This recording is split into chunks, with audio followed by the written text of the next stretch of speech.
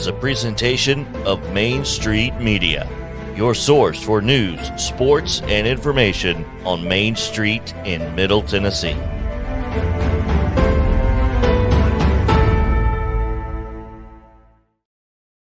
Sounds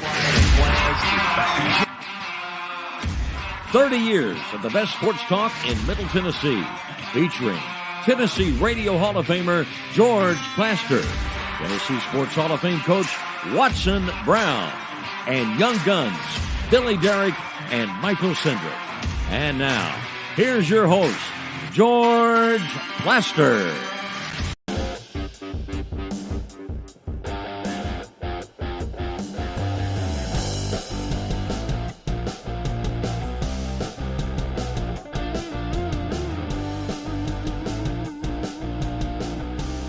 Hello again, everybody. Welcome in to this beautiful Thursday in Nashville, Tennessee.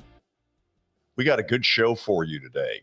Got a lot of things to talk about and a little pet peeve of mine that we're going to get started here in just a couple of minutes. But let's call roll right off the bat.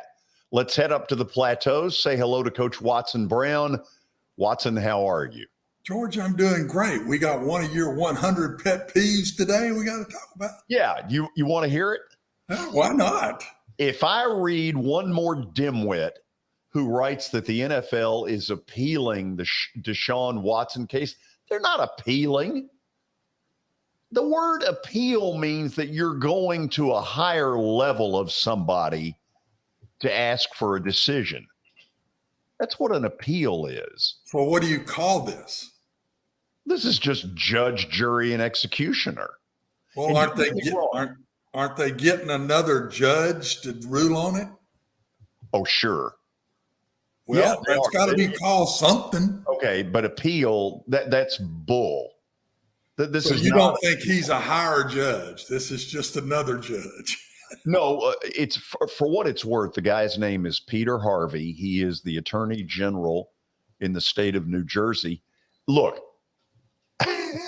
what if he came back and said, I don't find anything. The guy can play right now. What happens then? Oh, you know. All hell breaks loose. Yes, old Peter. The last time Peter gets into one of these. So, my point is this. This is not an appeal. Okay, this is simply what it is, which is Goodell didn't like the decision. And by the way, he may be right about this. But because he has been so inconsistent in his previous judgments when he was judge, jury, and executioner, nobody's buying it. well, it looks to me like he's still judge, jury, and executioner. Oh, absolutely. Why do you pay this lady judge all this money and then say, it don't matter what you said, we're moving on? Because that's what it is to me. They're moving on. So you're going to go double the pay to the next judge. I wonder what she got. What do you think she got paid? Oh, I don't know, but it wasn't 20 cents an hour. No, they don't. One minimum wage, was it? But no, it wasn't. And that's not 20 cents an hour anymore. No. Yeah. So let me officially say hello to Billy Derrick, who decided to say hello on his own. Billy, how are you? George, I'm doing great today, and you guys are going to love Terry's backdrop today.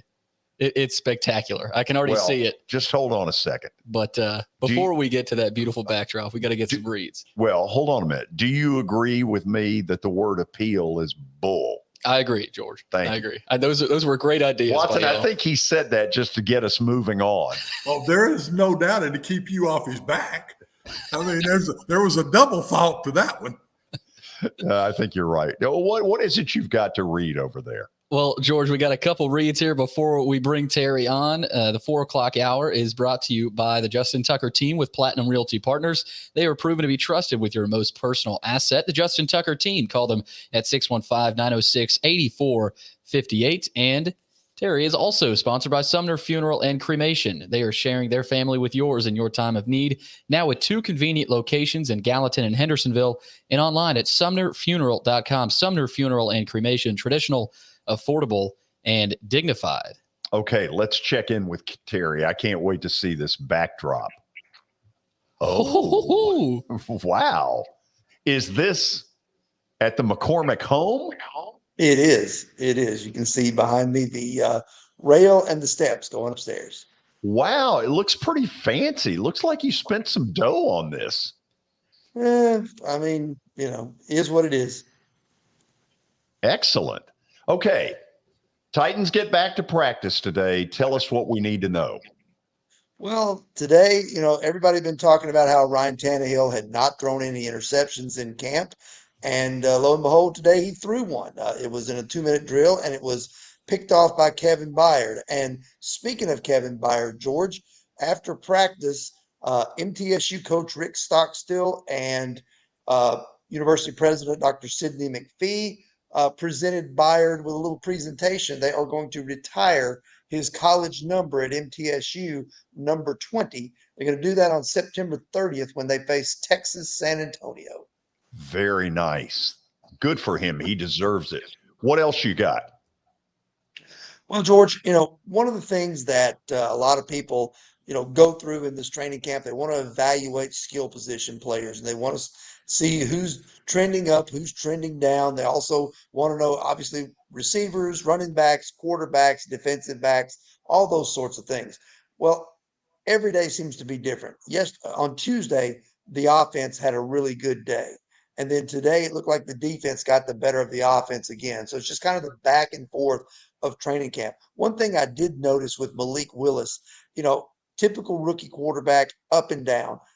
During a one-on-one red zone drill, he was having trouble finding his rhythm, finding his timing, missed through several passes. Some were too high, some were too low, some were wide. But then they got into the red zone team drills, and he looked fantastic on a couple of snaps. So still a work in progress for that young man. Got a lot of potential, but certainly a lot of work to do to become more consistent. Terry, is it a certainty that they're putting together a package of special plays for him? Possibility. I don't know if they will come out and say it. They're absolutely not going to do that. But I think it's a possibility that they could have him in for some gadget plays, things like that, if they want to make use of him in his rookie year. I think the bigger picture with Malik Willis is not how much he plays this year and not how much time he gets on the field or whatever, even if he's active on game day. I think the bigger picture for him is to soak everything in, learn as much as he can from the coaches, from Ryan Tannehill, from Logan Woodside, and be ready to compete and do more in 2023. Terry, I'm impressed with the flora and the fauna in the background. Has that stuff been watered lately? I think it's plastic. Really? I love it. Aren't you glad you get to do this? Absolutely. Anything else you need to share? I think that's probably a decent enough amount. I'm very impressed with the backdrop. You have come so far in 2 weeks from that pathetic backdrop you had the first day. Oh, We're talking about the blank wall. Yes, this is really good. This makes it look like you are well-to-do. Well, we certainly wouldn't want to project that and any falsehood like that. I'll talk to you tomorrow. All right. See you. Take care. I think it is. Yeah. Take care. Take care. Where did take place come from?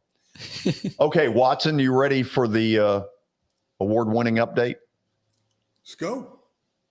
All right, George. Award-winning update time. We start with some Brittany Griner news. And Brittany Griner, of course, last month pleaded guilty in a lengthy trial that has underscored the frayed relations between the U.S. and Russia.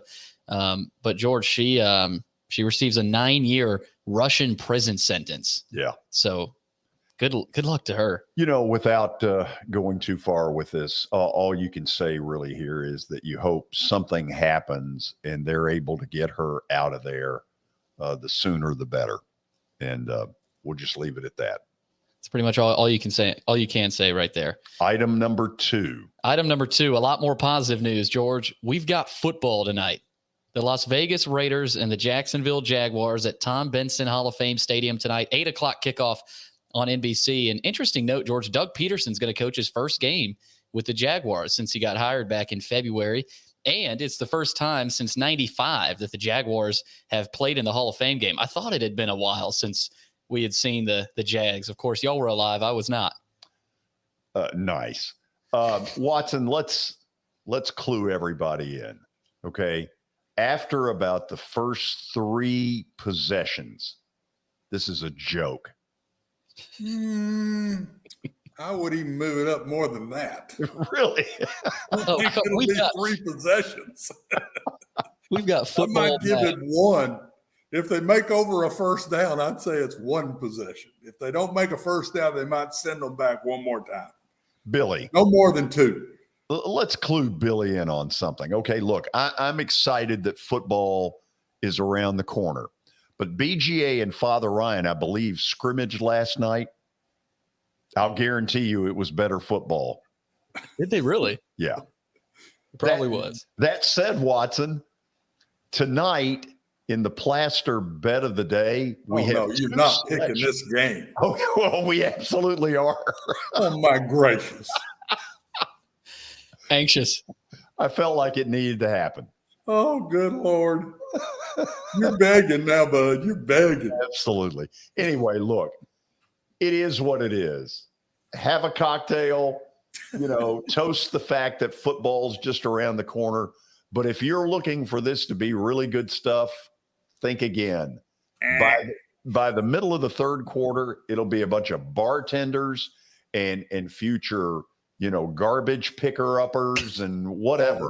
That's cruel, George. I know it is. That's cruel. It's true. Just say they'll be working different jobs. You don't have to go and be that cruel. Okay, hold on.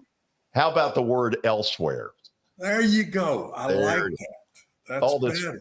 All this positivity on I'm working on you, man. You can't talk like that. Well, look, a bunch of them are future bartenders.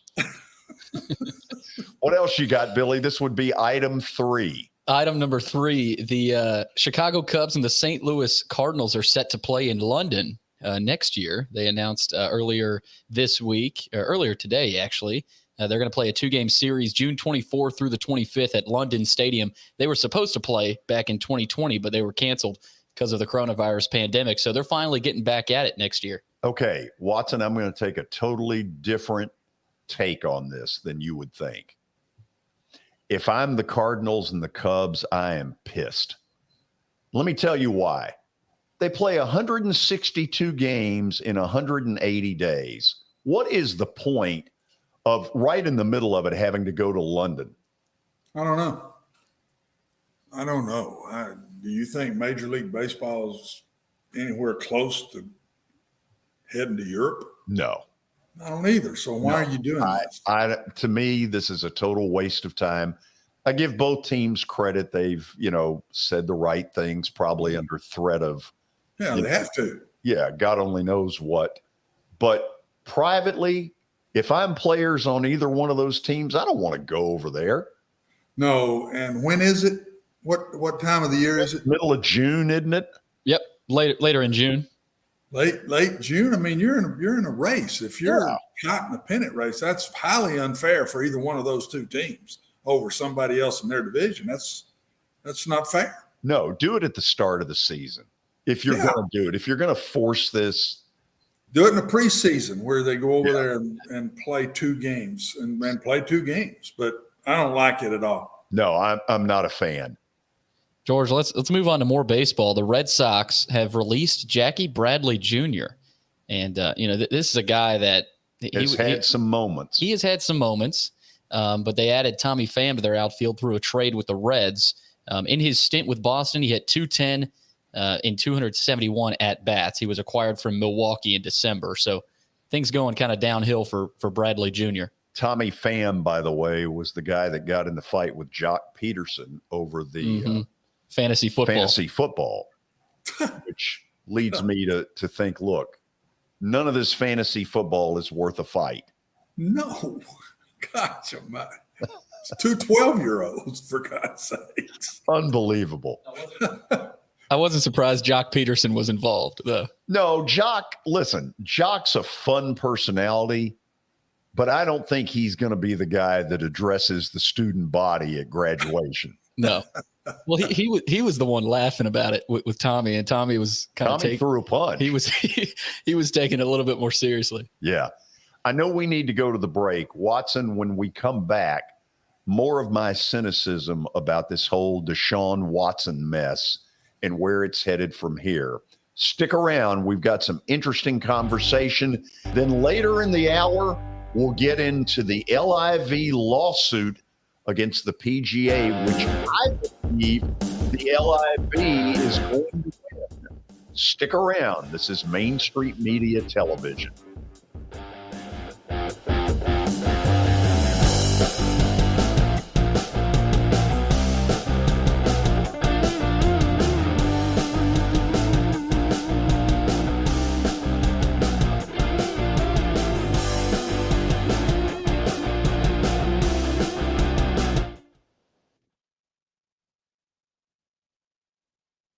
Buying or selling a home can be a very personal experience. Why not go with the team that receives nearly all of their business from referrals? Clearly a trusted name in real estate. The Justin Tucker team with Platinum Realty Partners has sold more than 500 homes in the last 7 years. Voted best in Sumner County multiple times. Proven to be trusted with your most personal assets. Call the Justin Tucker team with Platinum Realty Partners at 615-906-8458. The Justin Tucker team with Platinum Realty Partners, Middle Tennessee's most trusted team in realty. I highly recommend Sumner Funeral and Cremation because of their caring nature and attentiveness to detail. Pre-planning your funeral now will bring you peace of mind and less stress to your loved ones. When the chaos of losing you happens, your family can honor and celebrate your life, knowing things are happening just as you wanted them to. Pre-planning determines the details of your funeral, cemetery services, and can be less expensive. We are honored to serve you and are always here for you in your time of need. Sumner Funeral and Cremation. Traditional, affordable, dignified. SumnerFuneral.com. Jody Jones Dentistry can handle all your dental needs, from the basics to cosmetic procedures. All of this in the nicest dental facility I have ever seen. Jody has done it right. They're located conveniently at 55 Music Square East, and for an appointment, it's simple. Dial 615-259-5100 and tell them Plaz sent you.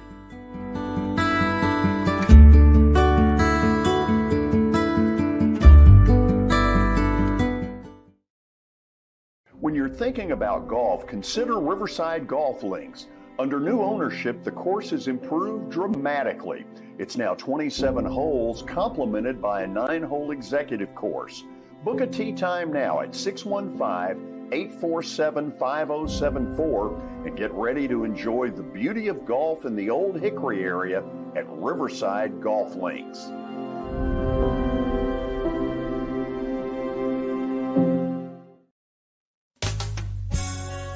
I'm Bart Durham.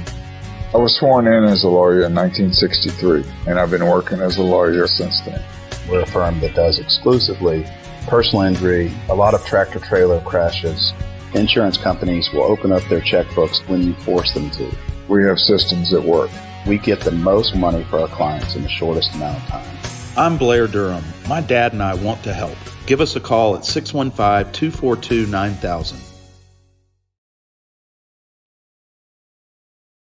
I've done sports. I've been a photographer. I've been an editor. I've been a producer.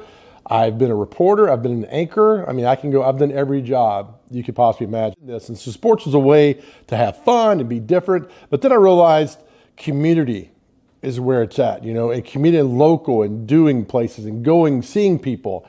And, sports, you go to a stadium, everybody celebrates and they go their different ways. But community-wise, there's so much going on.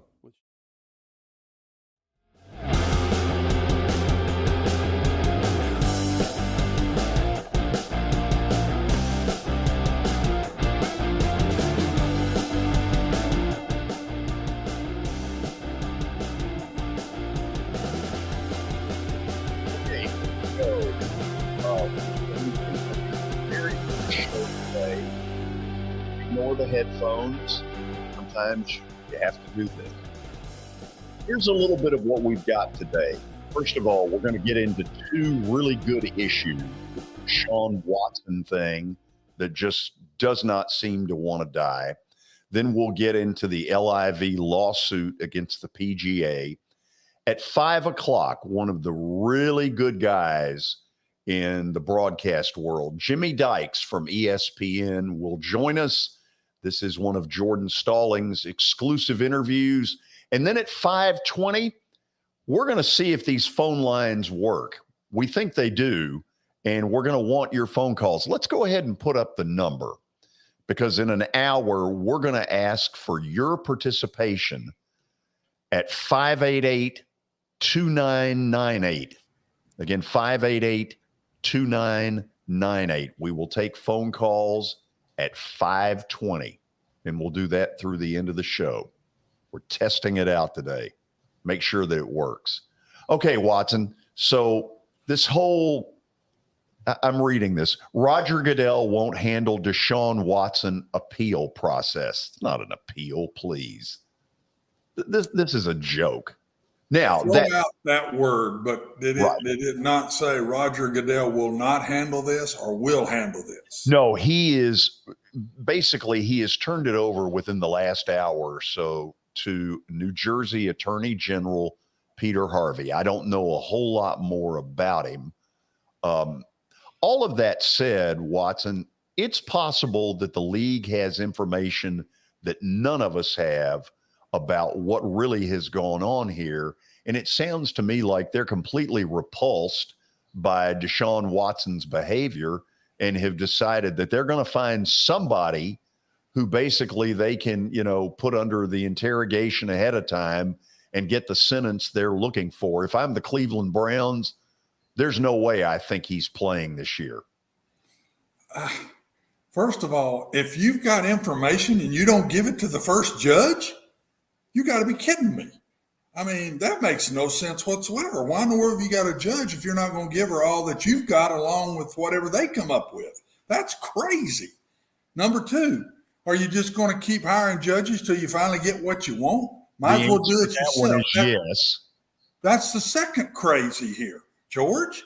I mean, who's he think he's fooling? We're not all idiots. I mean, if he deserves a year and you think that, do it. But going out and spending dollars that I know they got, but at the same time, keep getting judges, get rid of that judge, hire another one, get rid of that judge, hire another one, till you get finally some judge that tells you what you want to hear. This sounds like we're in Russia. Oh, it absolutely I mean, this is nuts to me. If you hire somebody, then that's who that you should go with it. This thing about doing two judges, maybe three judges, I think Deshaun has a fair case to come back and say, this isn't fair, because you're saying the outside person is going to do this, but you keep doing it till you get the one to tell you what you want to hear. That's not the way it should work. If you're going this route, he should have done it himself. Okay, what really, and Goodell probably has not thought this through because he's busy counting his $44 million a year, is that if he continues to play this game, he will turn Deshaun Watson into a sympathetic figure. And based on the behavior that we think is going on here, that shouldn't happen. No, I don't think it should happen, but I sympathize in the way it's going. I don't think that's fair to Deshaun to just keep hunting a judge till you get what you want. That's not the way to do it. I don't sympathize with the issue whatsoever. And I thought 6 games was low, but that was the process you took. Then they need to set up a process. Then we've got this judge. We'll have a higher judge. If we need an appeal, it will be there. That wasn't the way it was set up. He just went and found another judge. So I already sympathize a little bit with the Cleveland Browns and Deshaun, even though I'm not taking up for Deshaun in any way. Do you believe, like I do, that the NFL Players Association in the next 48 hours will go to federal court and ask that there's some sort of a restraining order, something that says Watson, what you're complaining about, they're going to go to a judge and say, this is wrong. Yes. And I think Deshaun will probably do the same thing. I know he said early, we're not going to appeal what the judge did. Well, of course not, because I think it surprised them that it was as low as it was. But I'm not sure Deshaun's team won't do the same thing, George. This just doesn't. This is every bit as bad as one man standing up there making a decision, and the commissioner. And I think he's trying to change the image, but he's not changing it. If anything, I think he's making it look now like, well, we'll get our way under the table instead of above board, which to me is worse.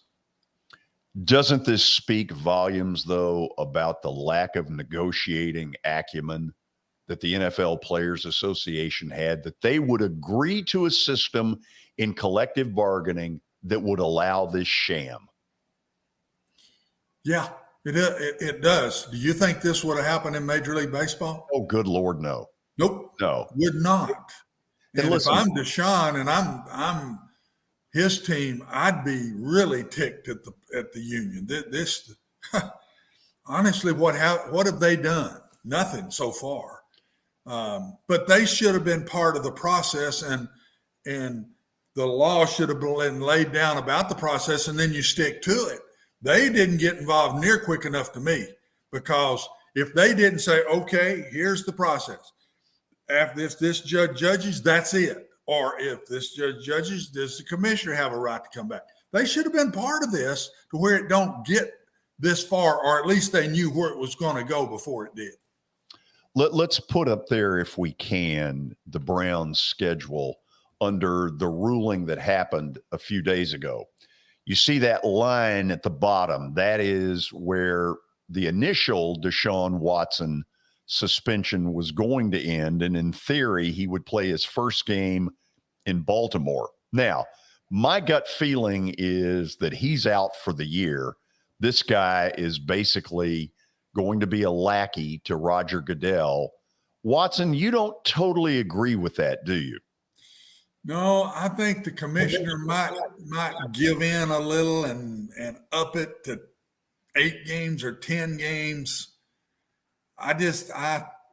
He's caught now. He's really put himself in a tough spot, in my opinion. And his deal has been, even in the release to get another judge, correct me if I'm not right, he basically said he deserves a year out. I think that came out. Did it not? Yeah, they've made no secret of the fact that not only do they think he should get a year, that there should be a massive fine in the whole deal, Well, and that he has to go to some sort of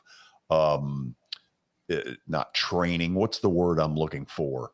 Some kind of, I don't know, rehab training, whatever. Yeah. But so what I think will go down is to save face with this, say, well, it's not exactly what we wanted, but it's better than what it was. So it'll get him off the hook. It'll get the commissioner off the hook. I'm guessing 10 games, 9 games. I think it'll be up some, but I'll take the bet it don't go to the whole season. Okay, speculate for me. You're Kevin Stefanski, and the truth of it is you've got a pretty good football team. You've got a football team that not only has the support of the community, as you see that packed stadium right there, but you've got one that if some pieces fell right, could be right up there at the end. Cincinnati is the big problem right now. A year ago, got to the Super Bowl. Pittsburgh appears to be down. Baltimore appears to be a huge question mark. If you're Stefanski, what do you do now? I mean, you don't know anything about how it is to plan for this season. If I'm Kevin Stefanski, I don't go on the 6-game deal, which means I put him on the back burner, because if I'm Kevin, I'd say, well, I don't think it's going to be in less than 9 or 10. It's going to be upped. And now you're talking a lot different than 6. That's what 2 games past 500 of the season. And so Yes, I changed my game plan over what I thought a week ago. Does your game plan now have the words Jimmy Garoppolo? Maybe so. Can you get Jimmy on a 1-year deal, or is there? I don't know what his deal is. Okay, here's in the belief around the league right now. What the 49ers have done is turn this thing over to Trey Lance, and only time will tell whether he is the real answer in the Bay Area or the guy I saw a year ago who I didn't think was a very good thrower, not to an NFL level. But that's, for now, neither here nor there. What I think the 49ers are waiting for is for bad things to happen to other teams. Injuries in the preseason, quarterbacks go down. All of a sudden, the Browns can get 2 or 3 different teams lobbying for that same guy and create a little bit of a bidding war. Today, the teams don't think they need Garoppolo. 2 weeks from now, it could be a totally different story. I would not, if I'm Cleveland, I would not go after Jimmy if I have to give up quite a bit to do it. You've already got your quarterback for the future. Crazy to give up another couple of players for a 1-year deal, because Jimmy is not the future in Cleveland. It's Deshaun Watson, period. And I wouldn't do that. I'd just get through the year before I'd give up. Now, if you can get him and know you got him for a year and you don't have to give up much to get him, I would do that. But if I got to give up 2 or 3 really good players to get him, I don't do it. Okay, let me get you to evaluate this. I've thought of the backup quarterbacks that are out there. Case Keenum, Jacoby Brissette are at the very top level of what I would call the career backups. They're not ever going to be starters for any length of time, but of these backups that are out there, they're at the top of the class. Is Jacoby Brissette equal to Jimmy Garoppolo? Nope, not in my opinion. I think Jimmy Garoppolo is a very good player when he's healthy. He's proven to be that. He runs the exact offense they run in Cleveland and San Francisco. That little group background is right there. Jimmy Garoppolo, if they can get him for nothing or for very little, fixes this year. He fixes it. But I would not have him over a 1-year contract. I don't think Jimmy will want to stay and be the backup to Deshaun Watson for the next 4 years or 3 years or whatever. If they could pull that off now and not have to give up a lot to do it, man, are they sitting nice. Hey, Billy. Yes. What do you think old Baker Mayfield's thinking as he hears and watches all this? I think he's glad he got out while he could. Whew. What a mess. And I'm not saying he's in a whole lot better situation in Carolina, but I know he's happy just to be getting out of Cleveland. Where do you put Sam Darnold in all that? Is he would he be one that you want to bring in for a year? Where do you put Marcus Mariota if he don't start in Atlanta? If he gets beat out, where do you put him in all of this? There's some guys that when you get through camp that could be around now when all these quarterback things settle out. Yeah. But they can't learn an offense quick enough to be a factor on day one. Can they? They'll put them out there on day one probably, but they couldn't. I'm not sure they'd learn it, but I think they would go out there on day one. Hold on. Watson, here's how this would sound. Billy, you go down to Watson and then turn around and I'll hit you. Well, there's some of that in the NFL. So. On 3, ready, break. When they go seven, whatever you call the protection, then you go 735 flare. That's telling the Z to run a 7, the inside receiver to run a 3, and the one receiver on the other side to run a 5. So they're telling, it's like you're in flag football. You got them back there in the huddle. You run an out, you run a post, you run a curl. That's what they do in the NFL. That's the way they do it. And then when they add the flare, that's what both backs do. So let me ask y'all this, though. For the city of Cleveland, how do you see them embracing – do you see them embracing Deshaun Watson? or do you see them kind of, we don't, Look, how do you approach that? Here's the part of this that's phony. I don't pretend to know exactly what went on in Deshaun Watson's case. It doesn't sound real pretty. On Sundays, those fans don't care about all that. Mm-hmm. They're sitting there going, we have suffered for years. If he's going to give us a win, we're behind him. And that's not that's sad, but it's true. And you think that's not just Cleveland? You think most cities? It's everywhere. Yeah. You win us games, all of a sudden you become a hero real fast like. Yeah. No matter what you do off the field. So if you do something the day before or whatever, but this now is a year later, it's I think when Deshaun wins there, and I think he will, I think he's a winner on the football field. I don't know about his off-field life, but on the football field, I think Deshaun Watson's one of the best quarterbacks in the league. If he gets it going in Cleveland, you're not going to hear it. Sorry, that's bad, but you're not going to hear it. Here's the other thing, unlike Ray Rice's deal where some of that got on film, if any of this had gotten on film, you might have a little different kind of deal. Yeah. Okay, I know we need to go to the break. We think that Deshaun Watson's people will file a lawsuit in the next 48 hours. We know that 11 LIV golfers have filed one against the PGA, and we will talk about that next on Main Street Media Television.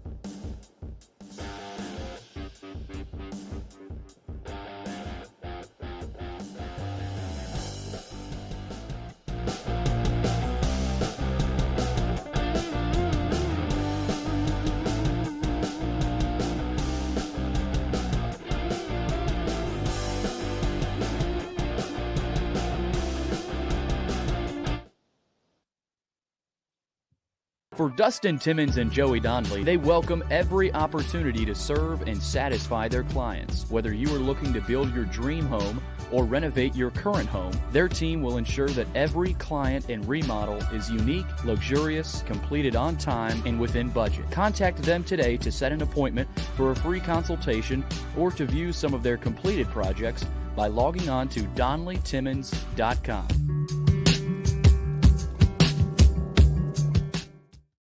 At WellSkin Dermatology and Aesthetics, we pride ourselves in providing access, innovation, and a patient experience second to none. Access to care and treatment when you need it. Innovation with medical-led cosmetics and various on-site technologies for full-service treatments with a customer experience that is calming, casual, and effective. Independently owned, providing medical, surgical, pediatric, and cosmetic dermatology and more. Visit WellSkinMD.com to schedule your appointment today. WellSkin Dermatology and Aesthetics. Access to healthier skin.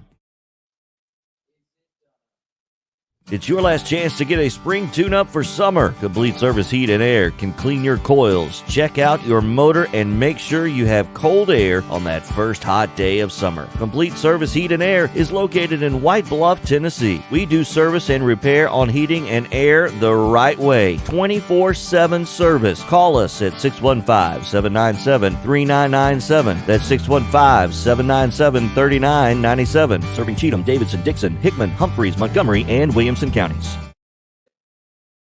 Have you heard about the high levels of radon in Middle Tennessee? Radon gas is the second leading cause of lung cancer, second only to smoking, and has no color, no taste, and no smell. The only way to know if you have radon is to test for it. Durette Radon Mitigation offers testing for small and large-scale residential and commercial properties, plus mitigation services. Visit DuretteRadonMitigation.com to request testing or get a free estimate for mitigation. That's DuretteRadonMitigation.com.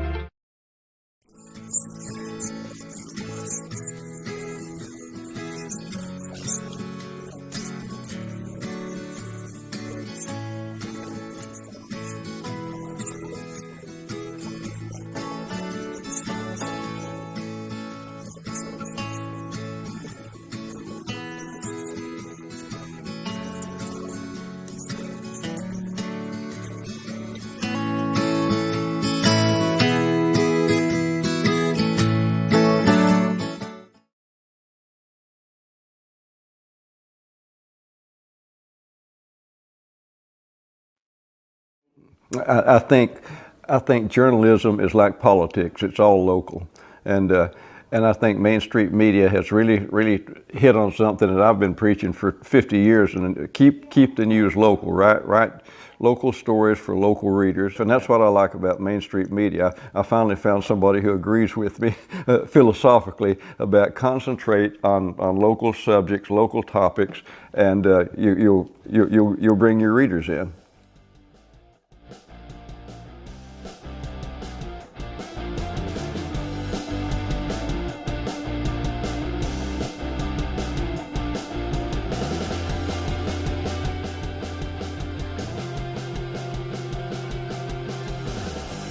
Thursday afternoon to all of you. A lot of stuff going on.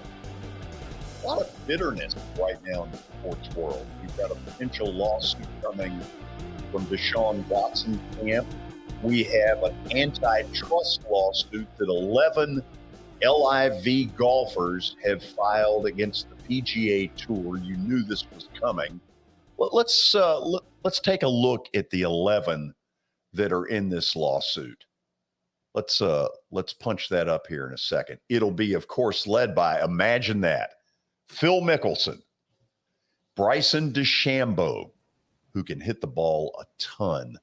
Ian Poulter is another one of the bigger names in that thing. Watson, what they basically are saying is that they're being restrained from basically being allowed to play on the PGA Tour because they had the audacity to take the LIV money. I kind of think they're going to win this thing. What about you?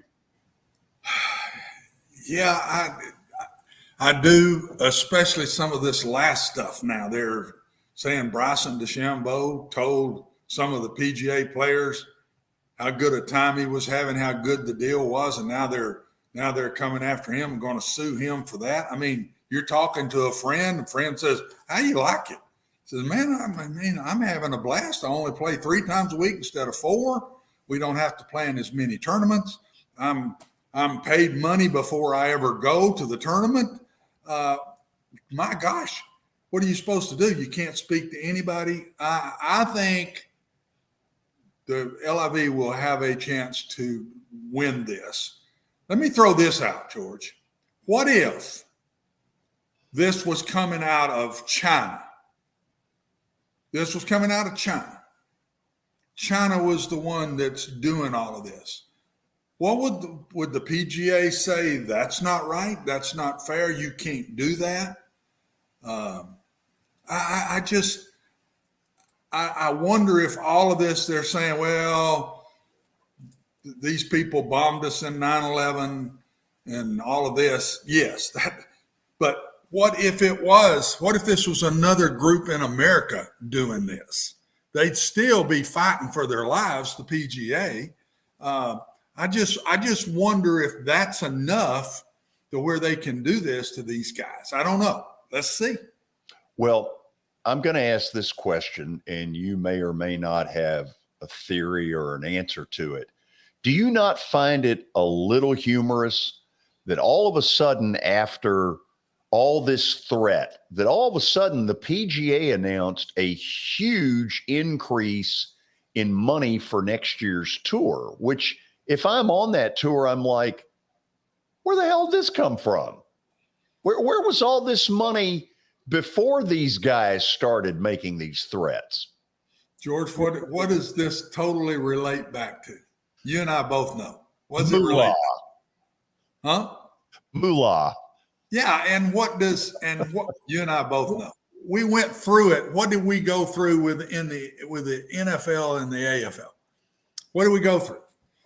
Moolah. Bill Namath got that big contract right out of the gate, which was more than they were paying, I guess, in the NFL at the time. And by the time all of that started, what happened in the NFL? That money started going up big time. Oh, absolutely. I mean, so we're seeing it again. This is nothing but a repeat of the exact same thing that happened. And finally, what happened in that? They merged. They finally had to merge together or they were going to kill each other. And I just bet you down the road, some way there's a merger in all of this. Okay, let me ask this question. To me, the one difference in these two stories is that the AFL put a product out there that people started really enjoying because it was a high scoring, not a lot of defense. Let's air it out, compared to the kind of the stale NFL of the 60s. Watson, I can't find two people that care one way or the other about LIV golf. I don't see anybody going, I'm going to sit down this afternoon. I'm going to pull up that LIV tournament. Let it get on television. Let it get on television. It's not on TV. They might see a little streaming here or there, but this isn't on national TV. If they were to get a television package and some of the guys they've already got, Bryson DeChambeau was one of the best players in the tour till he got injured. And everybody loved watching because he's hitting these 380-yard drives. And he was a hot item. You keep getting guys like him now, and they get eyeballs, start watching it on TV, and you have a team event along with an individual event, which I think is a great idea. You're putting team into golf. They had two winners in the last event. They had, the best I read it, an individual winner, Henrik Stenson, who was the head of the European side of the Ryder Cup, just won the tournament. And then I think Dustin Johnson, who's one of the top players on the PGA Tour, his team won the event and won big money. You start having team events in this, I think it'll change the PGA Tour to where there might start being team events on the PGA Tour. And the other thing they're doing is they're playing 3 days instead of 4. And I do think we as golf fans wouldn't mind that either, where the event is a little bit shorter. I mean, who's doing that right now? The old guys are. Oh, sure. They don't play 4 days. Right. Except their majors. They play 3-day tournaments. So it's already out there. I think what Greg Norman did has got some good thoughts to it. The only negative of this whole thing, which I know we're not going to get deep into because I don't want to, is where the money's coming from. That's really the only negative of this whole thing. Where is the money coming from? Right or wrong? That's it. Oh, absolutely. So, Billy, you've heard Watson talking about team golf. Yes. Okay, and he's made that sound like a big positive. But let me tell you something. If you have my ability in golf, no team wants you. Well, George, you're not even in the picture. It's like the Charles Barkley commercial says, yes, he picked me. Who wants me? Look at that. You want to talk team golf? Look at the Ryder Cup. Is that exciting to watch? Absolutely. That's team golf, man. That's why I think there's a place for this. I do. The PGA need their own form. I know the Ryder Cup is filled with PGA golfers, but I think the PGA needs an event like the Ryder Cup somewhere in America.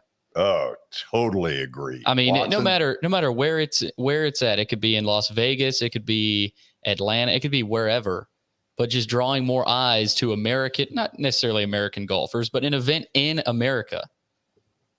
Well, what they do now, they have two-man deals. They have a tournament where two people play together. But that's not the same to me. The father-son tournaments you're talking about? No, there's one on tour where you double up with another teammate and you play as a twosome. Right. I think. I'm pretty sure they used to. I think they still do. But I agree with you, Billy, that we all love the team aspect of everything. We do. And as fans, I love watching baseball because it's a team sport. I love watching football, basketball because it's a team sport. I don't get as much into tennis. I watch golf because I love to play golf, but I don't watch tennis. I don't watch bowling. I don't watch very many individual sports. I love the team aspect of everything. So I think that's why this, sooner or later, not tomorrow, but sooner or later, this is going to have a shot of coming into the PGA. Okay. As we wind this up, do you believe this group of 11 wins this lawsuit? In some ways, yes. I don't think they're going to win it totally outright, but I think they'll win pieces of it in some way or another. And I think the PGA will win pieces of it too. Run through, Billy, if you will, that list again, if we can do it. Here are the 11. We got Mickelson, DeChambeau. We got some other guys like Ian Poulter, Pat Perez, a guy that's kind of been on the rise. But, I mean, those are that first list there on the left, those are big-name golfers. Those are two that and there's a lot more bigger names than that not on that list, guys. I wonder why, but they're not. Dustin Johnson being an example. Why is he not on that list? Why did he not want to sue? That's a very good question. We don't have the answer. Yep. But I'll tell you, we probably also don't have the answer after the break to stat of the day, but we will try it. We've had difficult questions this week, but we're trying. We're fighting, just like bet of the day. Some days you win, some days you lose. Either way, this is Main Street Media Television.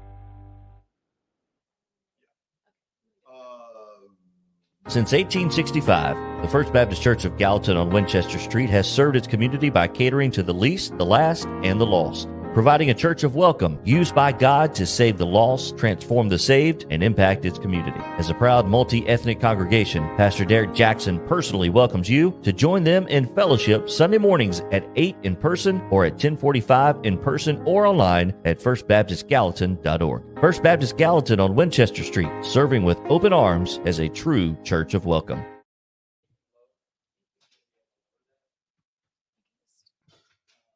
It's fine. I can figure it out. There we go.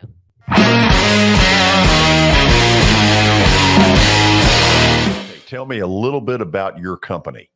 So One Stop Realty has been around since 1974. We are your hometown brokerage. It is family owned by me.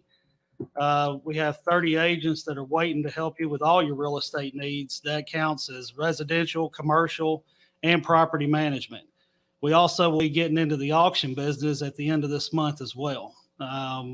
We have listings that range from every price range that you can think of on the real estate market.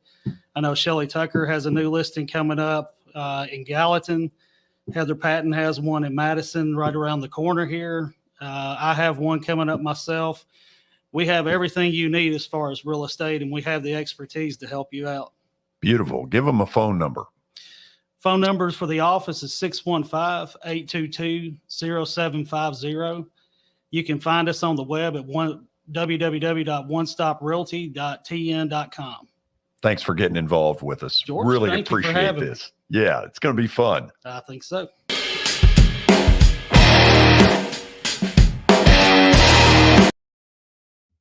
Serving Williamson and surrounding counties, Bone and Joint Institute of Tennessee offers comprehensive orthopedic care with 16 subspecialized physicians. Our practice provides high-tech care with a hometown touch. We offer physician clinics, physical and occupational therapy, advanced imaging, and surgical services, including interventional procedures. Call us at 615-791-2630. We're Bone and Joint Institute of Tennessee. High-tech care with a hometown touch. This is attorney Bart Durham, and this is me. I'm Aaliyah. Keeping in good physical condition is really important to me. But when I had a wreck with a tractor-trailer truck that hurt my legs so bad I couldn't work for almost a year, I knew I needed a lawyer that understood tractor-trailer cases. So I called Bart. Bart gets millions of dollars for his clients every year. At Bart Durham Injury Law, we've handled hundreds of tractor-trailer cases. My dad and I want to help. Give us a call at 615-242-9000.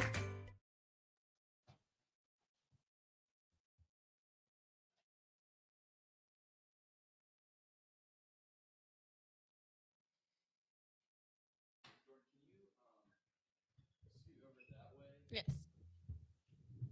This is attorney Bart Durham. I've done sports. I've been a photographer. I've been an editor. I've been a producer. I've been a reporter. I've been an anchor. I mean, I've done every job you could possibly imagine this. And so sports was a way to have fun and be different. But then I realized community is where it's at, and community and local and doing places and going, seeing people. And, sports, you go to a stadium, everybody celebrates and they go their different ways. But community-wise, there's so much going on.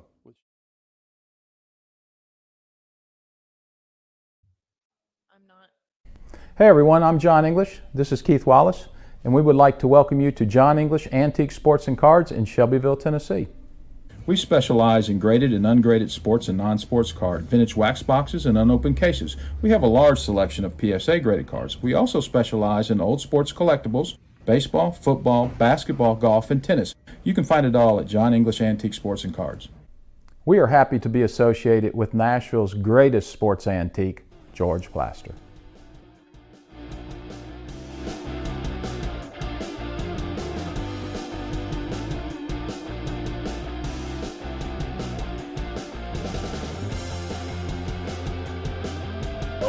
Look at that, a new shot below Jordan's Callings. How are you? I'm good. You will be introing an interview with Jimmy Dykes here in about 4 minutes. And did I hear this right? You want no part of stat of the day? I want no part of it. Just leave me out of it. Wow. You guys have fun. Is her mic on? George, we cannot hear Jordan right now, but we will work. That's a tragedy. We will work on that for next time. We won't forget about that. Okay, let's go. Just wave at everybody. And make sure your dad sees what's behind you, which is the 1995 Atlanta Braves World Title newspaper the day after. Okay, Watson, let's try another one of these, see what happens. All right, George. Stat of the day is presented by John English Vintage Sports and Cards. They specialize in antique and historical sports equipment, games, advertising, and other sport-related items. You can visit John English Sports and Cards in Shelbyville, Tennessee, open Tuesdays through Fridays from 12 p.m. to 5 p.m. and Saturdays from 10 a.m. to 5 p.m. Visit JohnEnglishGradedCards.com. And I got to say, we've got a tough one today. We've got a very tough stat of the day. The question is, who is the only men's basketball coach at the University of Kansas to have a career losing record? It's been a while. Watson. Yay. Okay, we got a little hint there. Going back all the way to 1980 with Larry Brown winning a national title. We know it's not him.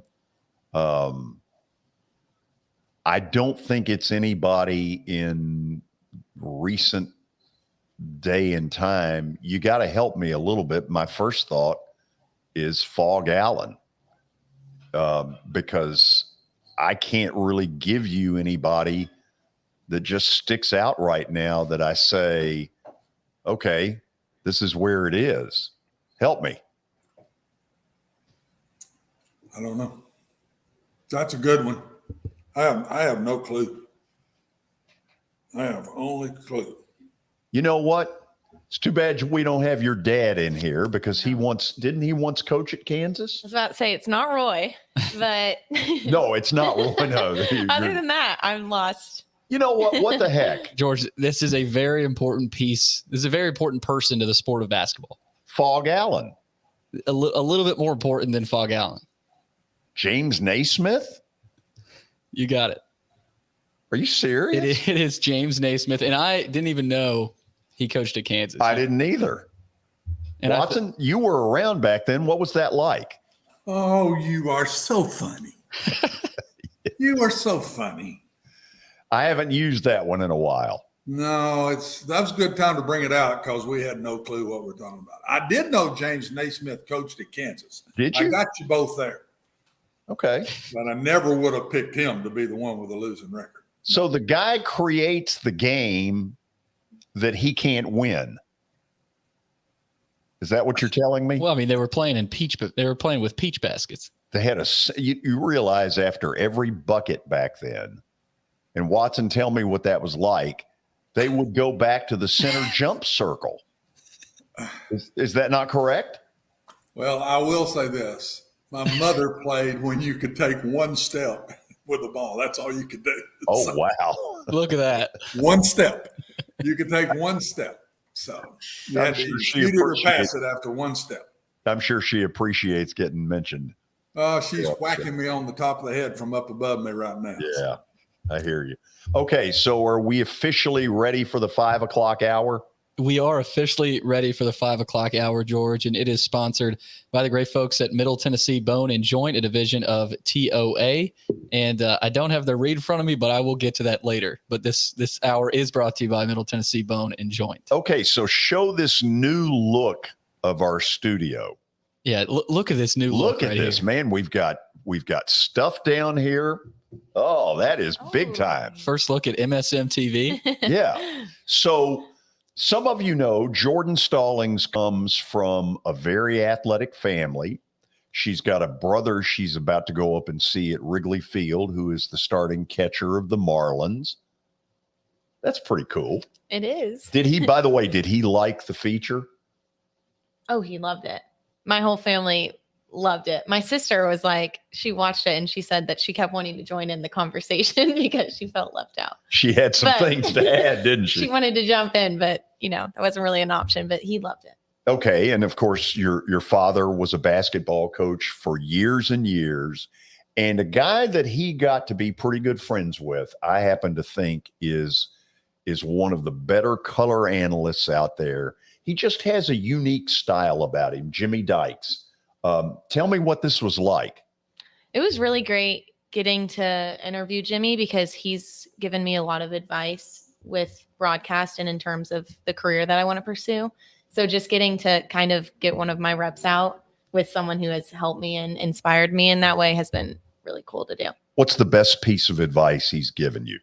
Stay away from George in this show? No, it was actually to just get your reps in and also to outwork everyone around you, and just getting 1% better every day is going to add up. And even if you're creating experience for yourself that isn't an actual job, he said to reach out to a random high school in Texas where I go to school and ask to interview their players after a game. Like just making work for yourself and experience for yourself is kind of what he has told me. Nice. One of the things I love about Jimmy, when you get to late January and February, and he'll do this thing, and I talked to him about it one time about the airlines and where the teams.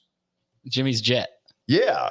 The teams that are, in the top 10 in the country are flying first class. And then all the people that are on the bubble, they're in the very back, hoping not to fall off. I remember watching Vandy in like 2009 and in 2010, and he was doing that. Oh yeah, it's been a long time. It's been a popular feature of his. Anyway, let's check in on this interview. Jordan Stallings with ESPN college basketball analyst Jimmy Dykes. While most people think of you as a well thought of, very successful sportscaster for college basketball on ESPN and the SEC network, one thing people may not know about you is that you are an author of a book called The Film Doesn't Lie, Evaluating Your Life one play at a time. Tell me, what was the inspiration behind writing that book? Yeah, well, I appreciate you having me on, Jordan. It was something that, I think for all of us, there's a few times in life where you just know that you're supposed to do something. And God really kind of laid on my heart to do that. And because when I first started writing, I didn't know if it was going to be a book or just some notes for myself or maybe a men's small group that I was involved with at the time. But it quickly became a book, and I've seen it used in a lot of ways across the country. I've had a lot of great feedback about it. But I think there's times in our life where we know we're supposed to do something and you kind of fight it and say, no, surely that's not what I'm supposed to be doing. I don't even read books, Jordan. I ended up writing a book. But that's kind of how it all went down. And I learned way more about myself writing it than probably anyone else is going to learn about themselves reading it. And it was just a great discipline for me. And I have a lot of respect now for authors that it's a lot of work. It's a lot of work to see the finished product all the way through, but I'm glad I did it. Another thing people may not know about you is that your daughter, Kennedy, is a big time high school cheerleader and track athlete. And just tell me about the role that you and your wife, Tiffany, have played in her athletic career this far. Yeah, a pretty big role. And I was raised by parents. My dad I don't think he ever missed anything that I did. Your dad's the same way. I know Kevin well. They're always there. So I was very fortunate with that. So I have that in me to be at Kennedy's events. So we watched her grow up in the gym as a gymnast from the time she was 5 years old till she was about 15. Then she transitioned into track and cheerleading. And it's interesting because my wife is the head cheerleading coach at her high school. So she's coached by her mom in cheerleading. And then I spend a lot of time working her out and coaching her for her track. So she can't really get away from us. So it's an interesting dynamic, but it's also great time spent, you know, here in a couple of years, she'll be off to college and those coaching days for myself and for Tiffany with Kennedy will be over. So we're enjoying it. We're embracing it. But I love it. I love that time with her. She's coachable. She works hard. She has goals. She has big goals. I don't know if she'll reach them or not. But I've told her, I can promise you one thing. If you don't work hard, you got no shot. If you do work hard, at least you give yourself a chance. So, yeah, we're pretty active with her in our life. I'm very fortunate to have that opportunity. Now, I'm going to give you a chance to confirm or deny this next one, but legend has it that at one point you moved to Nashville to be a college or a country music artist. Is that true? Yeah, that's very, very true. It was probably, so before I was married, probably 22 or 3 years ago. Yeah, I moved. I lived there for 9 months, lived about a block off of Music Row, and spent a lot of time writing. Went in the studio one evening with a record producer named Mark Wright. If you're in country music, you live in Nashville, you probably have heard that name before. And we recorded 4 or 5 songs and really made a strong run at trying to get me a record deal. But it was about the same time, Jordan, as my ESPN career was starting to take off. And obviously God had a different direction for me, but I love country music. Nashville's one of my favorite towns. I'm big into all the country music right now, just the old school, the new school. It doesn't matter to me. I love it. It's kind of part of my vibe. So yes, I can confirm I lived in Nashville. I tried to make it, had very, very, very little success. And I'm glad I'm doing what I'm doing now. That leads me into my next question, which is what made you get into broadcasting? You know, I wasn't even looking to do it, Jordan. I was actually a scout in the NBA and met a guy while I was working in the NBA that worked for ESPN, and our paths crossed, and he kind of talked to me about it. I said, sure, I'll try it. And it kind of, I say, fell into my lap, but honestly, looking back, I realized that's the platform God wanted me to have and wanted me to use. I started off like everybody else. I just did probably 8 or 10 games my first year. And then the second year I did 12 games. And the third year I got up to 20. And then I just kind of kept growing and kept working hard and trying to treat people right and try to outwork people and try to learn from those that I think are really, really good at the job. And so this fall, I'll be starting my 24th year with ESPN. But it's been a great career for me. It's a lot of work. You and I have talked about the profession quite a bit, and it's a lot of work. It's a lot of stuff that people don't understand goes into all the hours of preparation. But I certainly still enjoy it. That's the best part of it for me. 24 years into something, I can say I still love it just like I did day one. That's great. So you played college basketball at the University of Arkansas under one of college basketball's all-time great coaches, Eddie Sutton, and then you had the chance to coach under him as a graduate assistant. So tell me, what is one thing or the biggest thing that you learned or took away from your time spent with him? I would say it's 3 words, and they were back then, it was the cool thing to do was to have words on your practice gear. We had dedication, discipline, and defense were the three key fundamental words of how he saw the game, coached the game, the expectations he put on us as a player and as a person. That dedication and defense and discipline still plays out in my life today. Not so much defense, but in some ways, I think I got to play defense and guard your heart, protect your own heart at times. But certainly those words, dedication and discipline, they have stayed with me since day one. The first team meeting we had, and he said, "This is why I believe in these three words." I can still saying those words to us. And he talked briefly about each one, and it stuck. And so I'm very, very grateful for that. He's a Hall of Fame coach. He passed away a couple of years ago, but he set up a coaching tree of Gene Cady and different guys down the line that coached the game and saw the game like he did, just hard-nosed, tough defensive teams that really excelled in the fundamentals of the game. Nothing flashy about how we played. But he was an old school, tough coach that I owe a lot of my success to, because he allowed me to play for him, and he put me on his coaching staff following my senior year. So my dad thinks so highly of you that he thinks you should be the commissioner of college basketball. And although that doesn't actually exist, if you were for a day, what would you change? What's one thing that you would change about college basketball? Yeah, I appreciate that coming from your dad, because he's a man's man. He is so well respected from every coach that I still talk to. If his name comes up, they know what Kevin Stallings stands for. So I appreciate that. There are some. I think the college basketball game is very, very healthy in terms of the product on the floor. I'm not so sure it's really healthy off the floor. I'm waiting to see how the NIL really does play out over the next couple of years. That wouldn't fall under the commissioner's right to change that right now. But I do know there needs to be some guidelines where if we're going to have a national champion crowned, then we need to have national guidelines and national rules for what we all follow and how we follow them.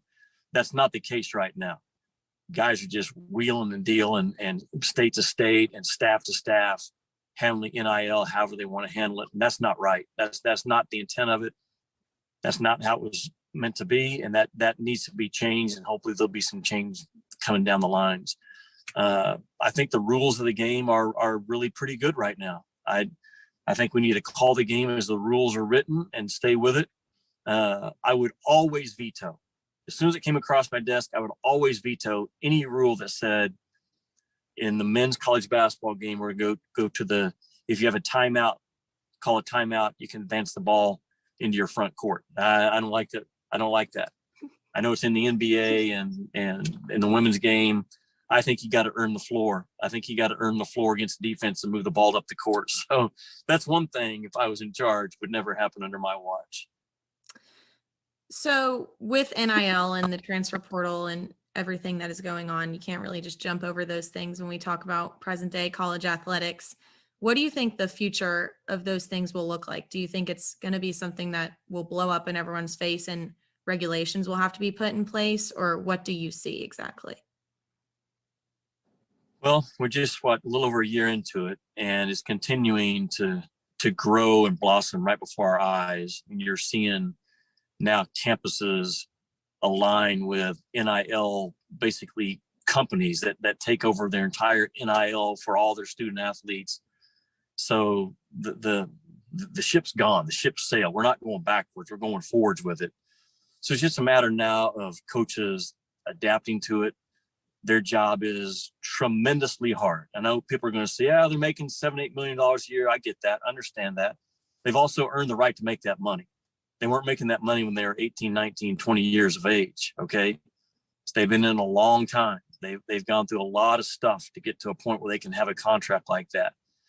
So I don't compare student athletes to coaches, because it's apples and oranges in my eyes. Some people don't see it like that.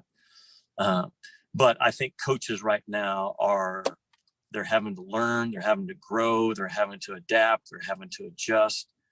And some of the bigger issues still are, how does your locker room handle that NIL money? When you've got some guys that are making, $1 million a year off of an NIL deal, and they're getting their tails beat out in practice every day by a backup, what happens to that locker room? Those are all things that every coach is dealing with. Not sure what the answer is. They have been dealt a very difficult hand. And some people will say, oh, it's not difficult. It's just the college business. No, they're not in the locker room. They're not in the basement with coaches that live it every day. I know how hard their job is right now. I know my dad is thanking his lucky stars that he's not coaching in this day. Yeah, he is. Yeah. But that's all we have for today. Jimmy, thank you so much for taking the time to do this with me. I really appreciate it. And thank you for all the advice you've always given me and just for everything that you do. So with that being said, Jimmy, can you hear me? Yes. Okay, perfect. Thank you for everything, Okay. Jimmy. Yes. Terrific interview. Thank you. He is a very likable personality. He's got a warmth. I don't know exactly the right word, but there is a warmth about him that I think people gravitate to. Very much so.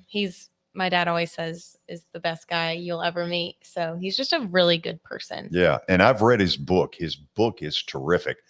Okay, give me the story about the Ryman, because first of all, a lot of us didn't know that Jimmy at one point was an aspiring singer, but he's gotten to sing at the Ryman. Let's hear it.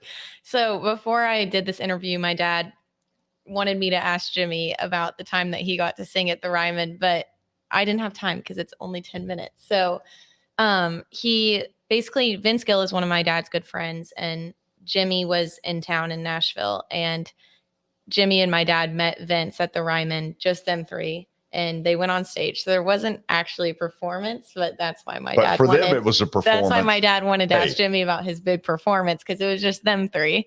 But not everybody's gotten to do that. for sure.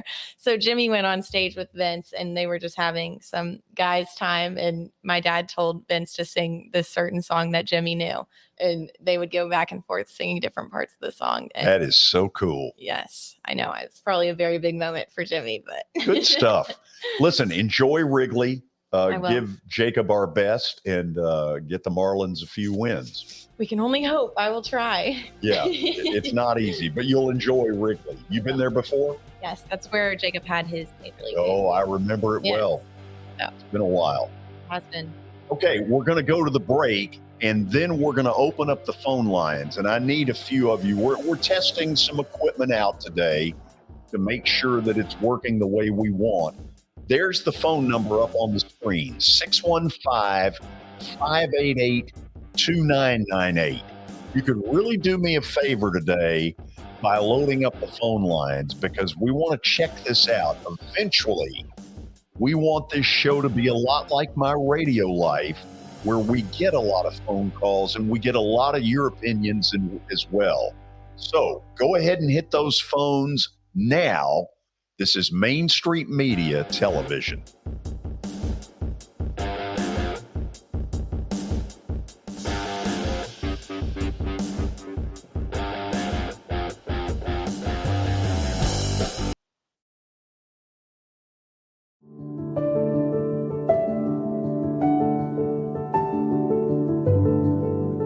Welcome to the Omni Nashville Hotel.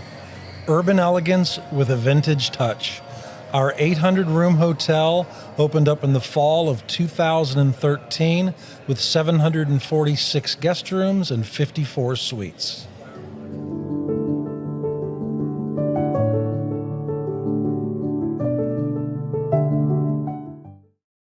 This is attorney Bart Durham, and this is me. I'm Aaliyah. Keeping in good physical condition is really important to me. But when I had a wreck with a tractor trailer truck that hurt my legs so bad I couldn't work for almost a year, I knew I needed a lawyer that understood tractor trailer cases. So I called Bart. Bart gets millions of dollars for his clients every year. At Bart Durham Injury Law, we've handled hundreds of tractor trailer cases. My dad and I want to help. Give us a call at 615-242-9000. When you're thinking about golf, consider Riverside Golf Links. Under new ownership, the course has improved dramatically. It's now 27 holes, complemented by a 9-hole executive course. Book a tee time now at 615-847-5074 and get ready to enjoy the beauty of golf in the Old Hickory area at Riverside Golf Links.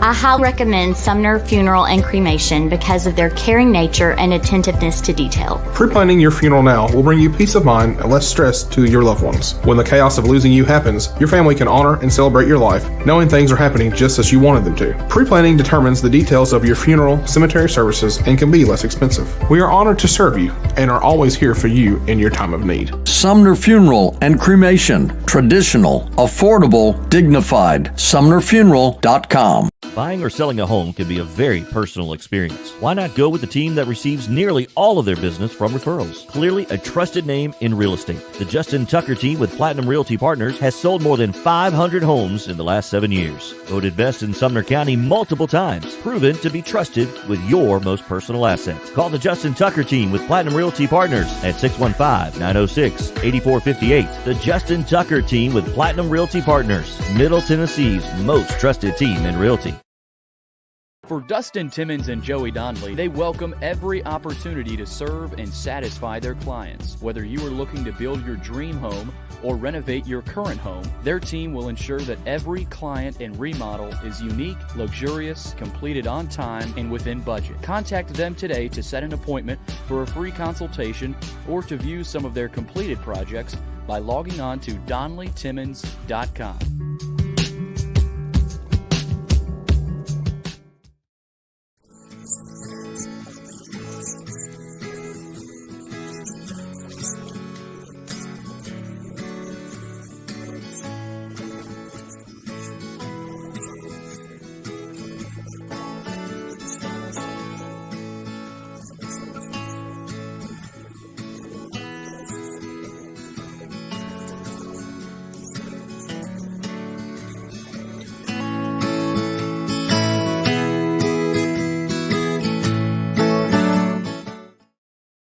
Jody Jones Dentistry can handle all your dental needs, from the basics to cosmetic procedures.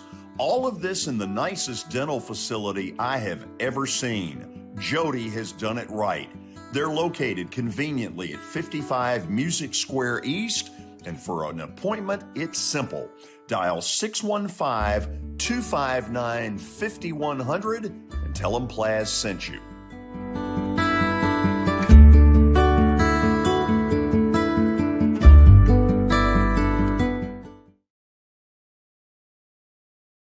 I highly recommend Sumner Funeral and Cremation because of their caring nature and attentiveness to detail. Pre-planning your funeral now will bring you peace of mind and less stress to your loved ones. When the chaos of losing you happens, your family can honor and celebrate your life, knowing things are happening just as you wanted them to. Pre-planning determines the details of your funeral, cemetery services, and can be less expensive. We are honored to serve you and are always here for you in your time of need. Sumner Funeral and Cremation. Traditional, affordable, dignified. SumnerFuneral.com. Buying or selling a home can be a very personal experience. Why not go with the team that receives nearly all of their business from referrals? Clearly a trusted name in real estate. The Justin Tucker team with Platinum Realty Partners has sold more than 500 homes in the last 7 years. Voted best in Sumner County multiple times. Proven to be trusted with your most personal assets. Call the Justin Tucker team with Platinum Realty Partners at 615-906-8458. The Justin Tucker team with Platinum Realty Partners, Middle Tennessee's most trusted team in real estate.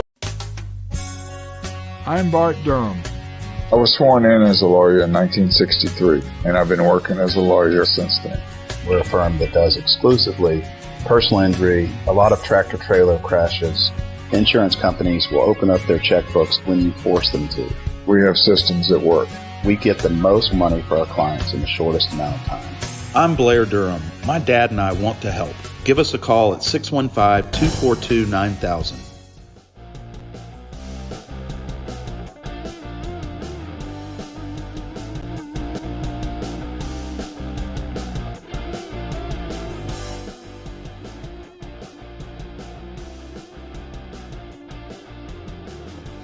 Thursday afternoon to all of you.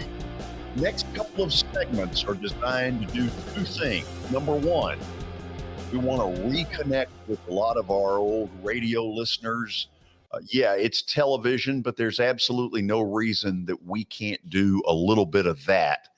And so I look and I see phone calls.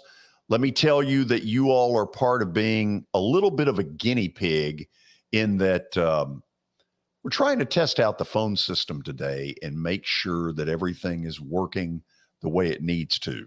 So I guess I need a little help on this. Kevin is the first caller, if I'm correct. Kevin, welcome into Main Street Media. Thank you. I just called to be a part of your guinea pig show and see if I could test out your equipment for you. I saw the interview by the delightful young lady that you have with Jimmy Dykes, and so I just thought I would call and say how awesome I think she is, and what a great interview that was, and I hope your equipment's working well. Watson, do you know who this is? I think I got a pretty good idea. Yeah. Okay, lay it on me. I think that's Daddy. I think it's Daddy. Yep. How's Daddy doing? I'm great. You know, as you know, my media appearances are a lot fewer and further between, and that's really an awesome thing for me.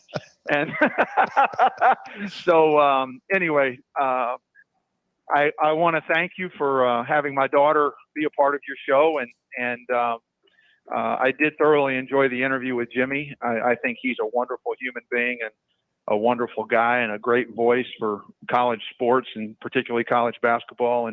And I enjoy your show. I enjoy listening to you guys. And again, thank you for letting Jordan be a part of it. Absolutely. So, you know, this was never one of your favorite pieces of coaching. Did you ever dream you would have a child that would want to get into media?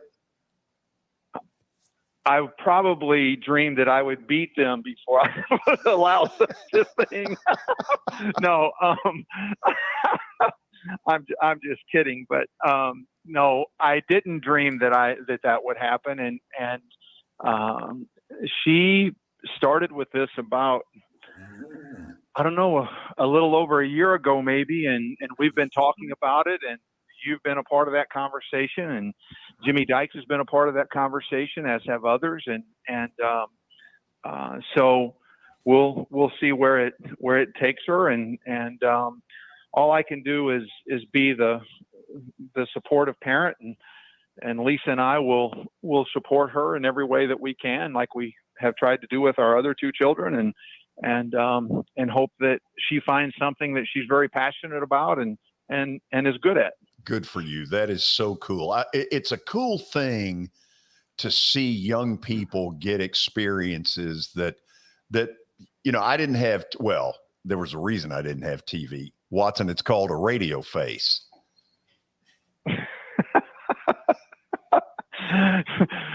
Well, I will say, and I know, having coached a lot of other people's kids, I understand the dilemma of being completely biased to your child.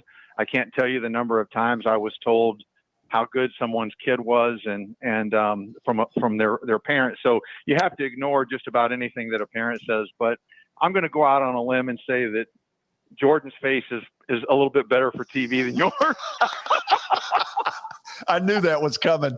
And Watson's in the background. He hadn't said a thing yet. Watson, do you have any comment? No, I mean, he's got it under control for me, George. I just sit back and giggle. Kevin's got it. Kevin, Marlins have the night off? They do.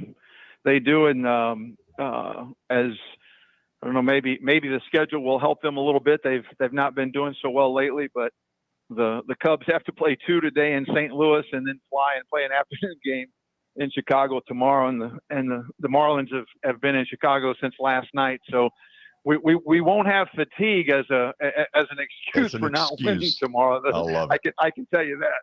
Hey, Thank you for calling in. I'm proud of Jordan. I know you are too. She's going to do good things in this business.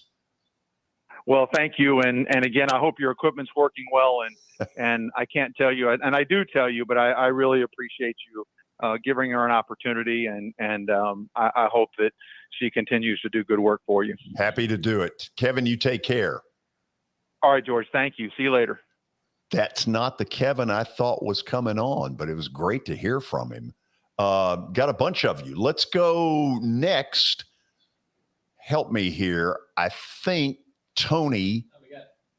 We got Andrew, George. Let's go Andrew then. Andrew, where are you calling from? From Franklin, Tennessee, George. And funny enough, I'm actually driving to the BGA Father Ryan scrimmage right now. Okay, so what are the particulars? When does it start, and can I still get out there?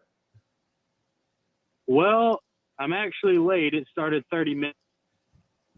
Okay, I think that's the answer, which is 30 minutes ago. 30 minutes ago, it's not going to happen. It won't be the freshmen. The freshmen start playing at 5, so you can't really call it football until about 6 or 6:30. Wow. So, God, that's cold. That's what I was told. So, hey, my brother's a sophomore. You better watch. So wait a minute. Your brother plays at Father Ryan? Yeah, he's on the JV. Okay. Why are you not out there? I got duties, George. Darn right you do. Don't you forget it. So is BGA any good? Well, I'll tell you what, they got some big boys on the line, which for me gets me excited. For the people watching the game, that probably maintaining the ball off and getting 4 to 5 yards every play, which isn't that exciting. But, you know, I think we already have one offensive lineman that committed to Memphis. I don't know if we have any other current D1 commits, but I know from talking to a couple of the coaches, the size is supposed to be the strength this year. Good. Bring it on. We need it. Thanks for the call. And George, of course. Thank you for having me. Yeah. Okay, where now? All right, George, we got Evan. He wants to talk some Texas Longhorns. Okay, I want him to aim it at Watson. Evan, welcome. Hey, can y'all hear me? Yes, sure can. Go ahead. Okay. First of all, love y'all's show. George, love it. Watson, is Watson, I'm calling out of Searcy, Arkansas. I just want to talk about Texas Longhorns, and I know that Lane Kiffin's out of Oklahoma right now, and it looks like the Big 12 open wide for anyone to win. And I trust Quinn in the offense this year. I know we can at least go at least like 10-2, and we'll be able to win the Big 10, let alone Big 12, and let alone like 11-1 losing our Alabama in the second week, man. How do you think Texas will do this fall? Okay, Watson, year 2 of Steve Sarkisian. Isn't this still, what do they got at quarterback? Yeah, I think you're right, but I'm not worried about the offense. I think they'll move the ball every game. I mean, Steve's going to move the ball. They've got good players there. Defense is where I think Texas is either taking the next step or not. And if that defense gets up to a top caliber defense, Texas will be in the talk at the end of the year for the playoffs. If the defense is average, Texas is average. I put it all on the defense this year, not the offense. Their offense was good last year, will be good again this year. They will have good quarterback play. Steve's one of the best. I would say by now he's trained somebody and he's ready to roll. Defense is going to be that's going to be it for the Horns this year, in my opinion. What is Sark's biggest strength as far as teaching offense? He can do anything. He's one of the old timers. I'm a big believer in.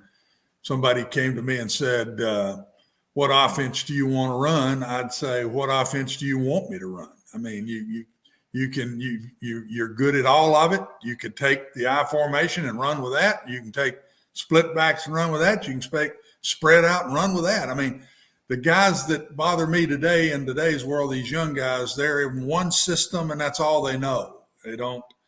If you don't let them run their system, they got a lot to learn. Steve's one of those old-timey guys that can do anything, and he'll adjust what he does to his players, in my opinion. George, and so I think the offense will be good. How good is the defense, and do they stay healthy? Health is something we never talk about, especially in the preseason, because everybody's healthy. So we think everybody's going to stay healthy. The good ones, the best teams I've had are the teams that stayed the healthiest through the year. Some of the toughest record teams I had, injuries just would get us. So a lot of it is luck in health. But watch the defense for Texas. If it's good, Texas will be good. Good stuff on this first thing. We're going to go to the break, and then I know I've got a Bruce in Cookeville. Who else have we got up on that line? George, we've got a couple other guys. We've got a guy, I didn't see the name, but he wants to talk college football. And then we've got another guy that wants to talk NIL. Yes, my buddy Tony in Nolensville is one of them. It'll be good to hear from him. It's been a while since Watson and I have gotten that chance. Phone lines are still open, though, and we'll get to a couple more of you after the break. 588-2998, as you see up on the screen. So hit those phones. We're back with more from Main Street Media Television.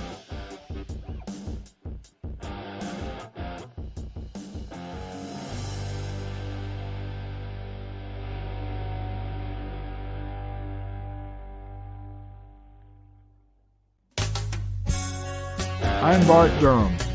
I was sworn in as a lawyer in 1963, and I've been working as a lawyer since then. We're a firm that does exclusively personal injury, a lot of tractor trailer crashes. Insurance companies will open up their checkbooks when you force them to. We have systems that work.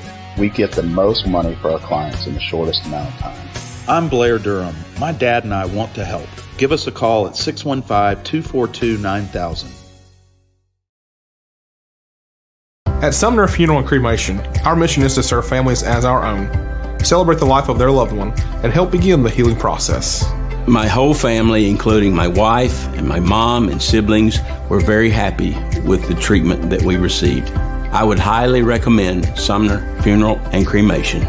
We offer funeral, burial, cremations, and pre-planning services. Sumner Funeral and Cremation. Traditional, affordable, dignified. SumnerFuneral.com.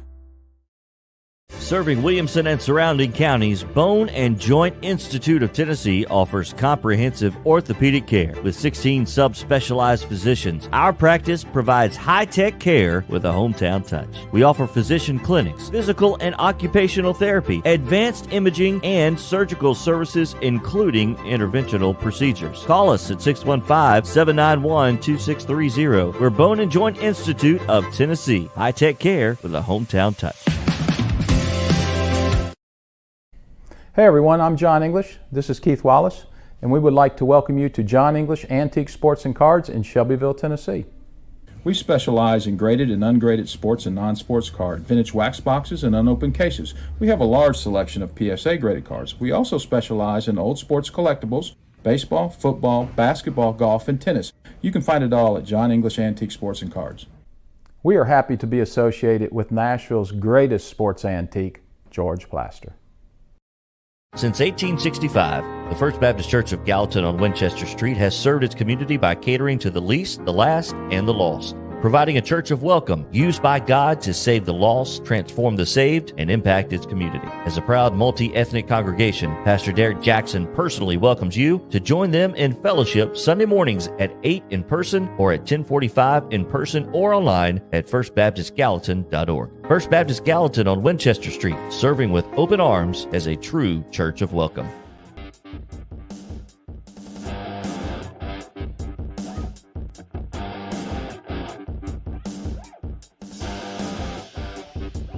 We'll take another batch of your phone calls here. Let's put up that phone number. Those of you who call today, yeah, we want to talk some sports, but you're also guinea pigs as we try to make sure that this phone system will work. There is the number, 588-2998. And as I used to say, I'm looking for red-blooded Americans who want to talk some sports. So I've got time for a couple more. If you're watching the show, jump in there. Let's go up to Cookeville, Watson's hometown, and say hello to Bruce. Bruce, what's shaking? You know, I'm just living life and wondering who y'all think will be the American League MVP this year, or who's the front runner right now? Oh gosh, American League MVP right now. Aaron Got to Judge. be Aaron Judge. Aaron Judge has got to be up there. First of all, what the guy is doing, Watson, he bet on himself, as you know, when he told the Yankees to take the initial offer and stuff it. And so I'm very impressed with Aaron Judge's cool and calm and the maturity, because a lot of guys would really fall apart under the pressure. But look at the numbers he's put up. My God, it's incredible. I'm impressed. The improvement in the young man through the last couple of years, to me, George, is fantastic. I mean, you watch him even a year ago, and all he does is go up there and swing for the fences. You don't see that anymore. He's very patient at the plate. He's not just rearing back and letting it go on every swing, and yet he's hitting more home runs than he's ever hit. So I think he's become a hitter instead of a power hitter, and that's his power is there. But I think somebody's gotten in his brain and told him this is more the way you've got to approach things at the plate.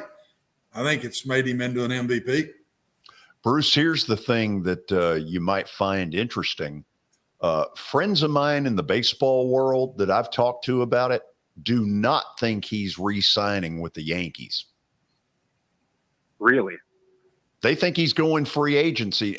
Now, look, I don't know all of the particulars of what may have gone on behind the scenes. Are there some personality issues that we don't know about? But friends of mine are telling me he is going out, and, man, he'd look good down south. Oh, world champion Atlanta Braves. Could always use Aaron Judge. Bring it on. You got anything else? That's all. Thank you, George. Thank you. Okay, Watson, it has been a while since we have talked to Tony from Nolensville. This will be fun. Tony, how are you? I'm doing great, George. Watson, how are you, buddy? I'm doing good, man. I miss you. And it's our fault, not yours. But I'm glad the phones and everything seems to be working today. Hopefully those little bugaboos are worked out, and be able to talk to y'all on a daily basis. So, and George, I've been watching the show. It's an awesome show. Your format's wonderful. You cover so much. You're very diversified. But I just want to tell y'all, it's good to hear y'all, see y'all, and once again be a part of the show. So thank you for taking the call. We look better on radio, don't we? Well, when I'm watching the TV segment, George, I just put blinders on. I cover my eyes. It's a good move. We appreciate that. And that way it seems like you're back on the radio. Exactly. I'm just kidding you. Hey, guys, today there was some news announced, and George, I think and I want to say this, it was yours and Watson's former employer over here on WNSR that Joe Fisher's coming back and going to do some high school football and stuff, and it's good to hear him. We're going to be hearing him back on the airways where he belongs. I mean, Nashville, he's an icon sports figure, and I think all of us in this circle, I think we're all happy to see him, and we'll be glad to hear him do that back on the airways. I think that's great for Joe. Yeah, I couldn't agree with you more. Joe's a good friend. He's been through a lot in the last couple of years, and I think he's going to end up on the right side of this as the world continues. And, you know, I'm happy that he's back in radio because he's really good at it. True. Guys, I've got two quick things, and I'll get back off here and let's get some other calls. One thing, are y'all familiar with two young ladies that are in high school sports out in Los Angeles, California, named Giselle and Elisa Thompson? Have y'all heard these names? Illuminate us. They are the first two high school players, teenagers, to sign a contract for the NIL with Nike. Oh, good Lord. They're two soccer players. They have won multiple AAU tournaments. They're 2 young ladies. They even have played in men's international soccer AAU events and won with them. And they've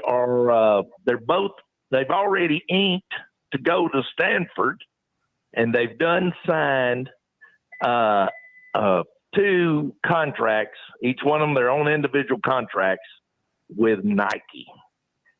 They go to a high school named called Harvard Westlake. They're 16 and 17 years old. Unbelievable. Wow. That is But Watson, you've been saying it was going to get to the high school ranks, and it's there. No doubt. Even a little clearer than I thought, tell you the truth, Tony. That's true. That's true. One little trivia question, and I think it might be maybe a little better than Billy's, but I'm not sure. But Watson, you might know about it more about it than George, because it does go 1 or 2 of them back in time. Well, if it goes, hey, Tony, if it goes past 5 years, it's past Billy. Oh, that's the truth. That is the truth. That's a cheap shot. It was meant that way. 4 individuals that's in the College Football Hall of Fame, both as a player and a coach. Name them. Wait, hold on a second. Say that question again. There's 4 individuals in the College Football Hall of Fame that's in there both as a coach and a player. Steve Spurrier is one. Correct. Boy, good one, Tony. That's a good one. I think Tony got us with that one. Well, yeah. I mean, look, in your case, again, if it's before 2000, you just throw up your hands and go, I don't know. Who's Bill Russell? We got to go back to the 60s and 70s. Are you talking football, Tony, or all sports? All sports, college football. It's not just football. It's all sports, all college sports. I'm sorry. I apologize. It's college football. College football. But they're in there as a player and a coach. There's 4. Do you know how hard this is when you're looking into a camera? I don't know if that makes it harder, but I blanked on Aaron Judge earlier, and that was easy. Amos Alonzo Staggs. Wouldn't have gotten it. Bowden White. Wouldn't have got it. Should have gotten it. And Bobby got it, but wouldn't have. Bobby Dodd. I heard that the other day, and I thought I had Bowden White and I had Spurrier, but I didn't have Staggs and the other one. Thought y'all might enjoy it a little bit. That's a great question. So, George, thank you for having me. Thank you for taking the call. Watson, great talking to you. And Billy, us old guys, we'll give you some good to tell you about some fun times of the yesterday years. Talk to you. See you. Love it. Bye, guys. Watson, real quickly before we go to the break, have you seen that Tommy Tuberville, who is now, of course, in Congress, is leading the charge to try to do something about NIL? Yeah, I've known that, and I think that's a good guy to do it. I mean, because he's been through it as a college coach at a lot of places, but a head coach at Ole Miss, head coach at Auburn. He would be a perfect one to do this, in my opinion. I heard that back a couple of months ago, and I said, yep, good thing for Tommy to do. Have the lights gone out at your place? Oh, no, we're just trying different things, and the lights are going out in Cookville, I guess. I don't know. Good ambiance, though. I'm very impressed. Look who we got here, George. Yeah, Brian Stewart apparently has a question or a comment as we go to the phones. Brian, how you doing? Doing fantastic, George. I was stumped as well on that trivia question. That's a good trivia question today. So Steve Spurrier, Amos Alonzo Stagg, Bowden Wyatt, who of course has University of Tennessee ties, and Bobby Dodd, for whom Georgia Tech Stadium is named after, the oldest Division I stadium in college football. So I would have got maybe one of those with Spurrier. Maybe that was a tough question there for sure. Tell me what's going on at your place. Well, I wanted to tell you guys about some new listings we have coming up. I have 3 that are coming active next week, and one of them is 716 Rachel Drive in Goodlettsville. I apologize, and it's going to be listed for $650. We got 1007 Delray Trail in Hendersonville that will be for $750, and I've got a land deal that is ability in Goodlettsville for somebody to actually tear down one home and put up multi-family residential. In other words, they can put up to 7 units on this land in Goodlettsville. Great deal for an investor. We also have a new rental coming up on Donna Drive at the first of the month in September. A lot of good things going over here at One Stop. Our property management's going great. We're going to try to get an auction lined up for the middle or end of this month. So a lot of activity here. Wanted to tell everybody that whether it's residential, commercial, property management, or auction, One Stop is your one-stop shop. And I would love for you guys to call us, look us up on Facebook, etc. I mean, we're here to help and we're here to serve for you. Okay, give out a phone number. 615-822-0750 is the office. My cell phone number is 615-440-7011. Find us on our website at onestoprealtytn.com. And always Facebook, Instagram, like us, follow us. Be sure to keep up with everything that's going on in this real estate market with your Mid-Tennessee realtors here at One Stop Realty. We appreciate you, George. Love it, Brian. We'll talk again tomorrow. Yes, sir. Okay, Plaster Bet of the Day will take on some new stuff today. We will have a baseball bet for you, hoping that'll win like last night. But we will also have something on the NFL preseason game, the Hall of Fame game tonight in Canton, Ohio, between Jacksonville and the Las Vegas Raiders. Disgraceful as it may be, that's what we're doing next. This is Main Street Media Television.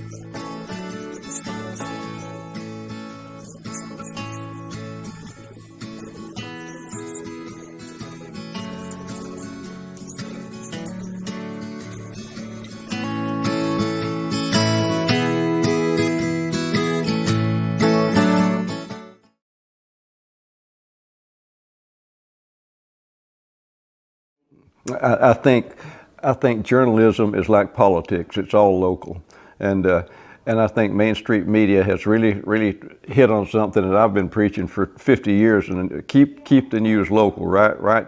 Local stories for local readers, and that's what I like about Main Street Media. I finally found somebody who agrees with me philosophically about concentrate on local subjects, local topics, and you'll bring your readers in. Serving Williamson and surrounding counties, Bone and Joint Institute of Tennessee offers comprehensive orthopedic care with 16 subspecialized physicians. Our practice provides high-tech care with a hometown touch. We offer physician clinics, physical and occupational therapy, advanced imaging, and surgical services, including interventional procedures. Call us at 615-791-2630. We're Bone and Joint Institute of Tennessee. High-tech care with a hometown touch. For Dustin Timmons and Joey Donnelly, they welcome every opportunity to serve and satisfy their clients. Whether you are looking to build your dream home or renovate your current home, their team will ensure that every client and remodel is unique, luxurious, completed on time, and within budget. Contact them today to set an appointment for a free consultation or to view some of their completed projects by logging on to DonnellyTimmons.com.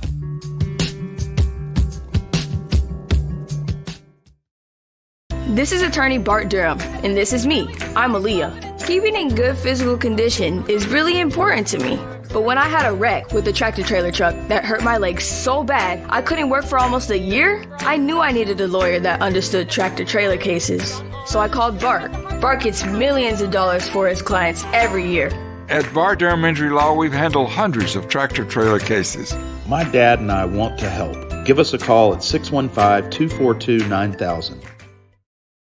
At Sumner Funeral and Cremation, our mission is to serve families as our own, celebrate the life of their loved one, and help begin the healing process. My whole family, including my wife and my mom and siblings, were very happy with the treatment that we received. I would highly recommend Sumner Funeral and Cremation. We offer funeral, burial, cremations, and pre-planning services. Sumner Funeral and Cremation. Traditional, affordable, dignified. SumnerFuneral.com.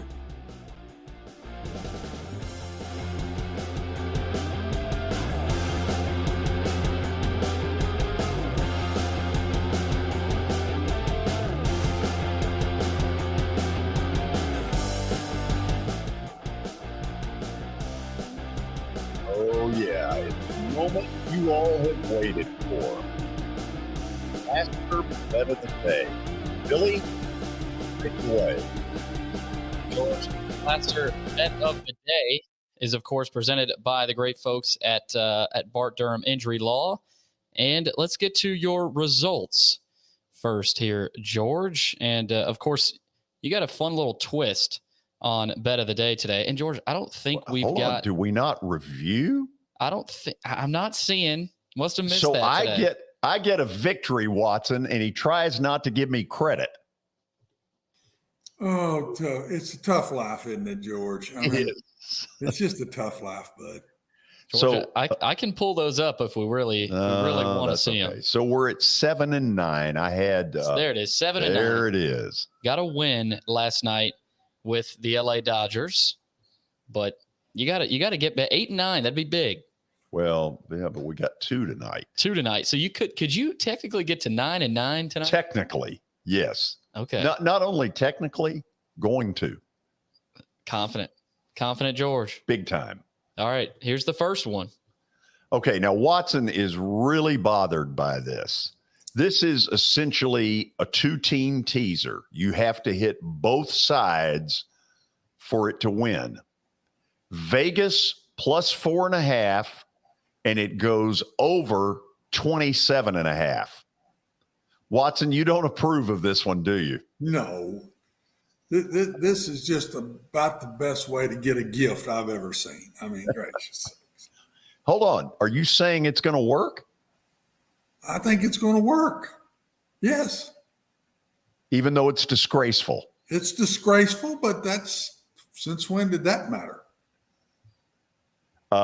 Quality of play, scale of 1 to 10. What do you think? 1. I thought you'd go negative. Okay. So that's the 7:00 game on NBC. We're a little more than an hour away from the Pro Football Hall of Fame in Canton, Ohio. By the way, this is going to win, so you might want to jump on it. Now let's get to the baseball, which I'm not as sure of. Cardinals minus 180.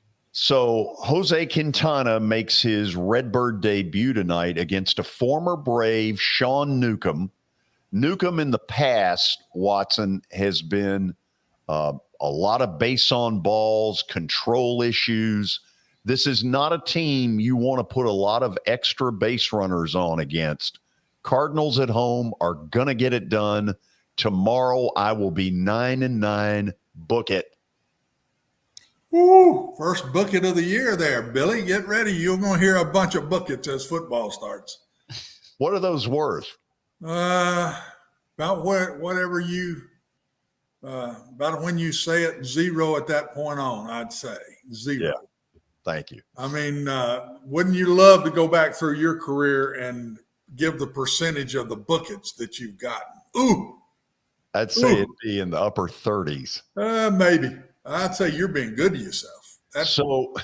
So you get tomorrow off, huh? Yeah. Maybe I can play a little golf tomorrow. You're a little bitter about that, aren't you? I'm looking for a little of that LIV money myself, tell you the truth. Listen, when you win some of that, I want you to pay that light bill. How about that? Well, I'm into solar energy here, George. So if the sun don't shine, we have no electricity. I'm into solar energy, babe, but it's not solar right now. I can tell you that. I love it. Hey, you have a good weekend. Same to you. And I'll see you Saturday. And then let me finish quickly by saying congratulations, man, before it comes. Everybody doesn't know the Hall of Fame induction for George is this weekend. And thank you. And Brenda and I will be there. And congratulations. Well deserved, my man. And I'm looking forward to having both of you, Watson. Thank you for the nice words. Okay, buddy. Tomorrow, another Tennessee Radio Hall of Famer.